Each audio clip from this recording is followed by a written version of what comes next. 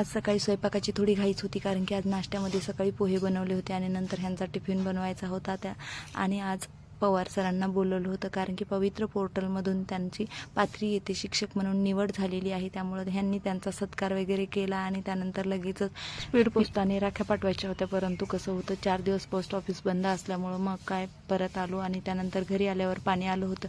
पाणी आलं म्हणून नवा पाईप जसाच ठेवून दिला आणि जुना छोटा आहे म्हणून तो लावायला परेशानी होणार नाही म्हणून तो लावला. तर बघा कशी माझी परेशानी झाली, सगळ्या घराने पाणी झाली. त्यानंतर लगेचच पार्थला आणायला शाळेमध्ये गेले.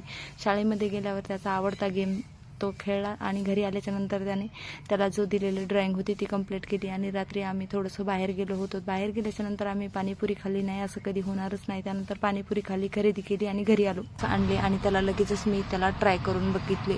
ते त्याला व्यवस्थित आले आणि त्यानंतर त्याच्यासाठी सॉक्स पण आणले होते. आणि त्यानंतर पार्थ आणि प्रांशू दोघांसाठी ब्रश आणला होता. सध्या प्रांशूसाठी नाही उपयोग येणार, पण पार्थसाठी येणार म्हटलं.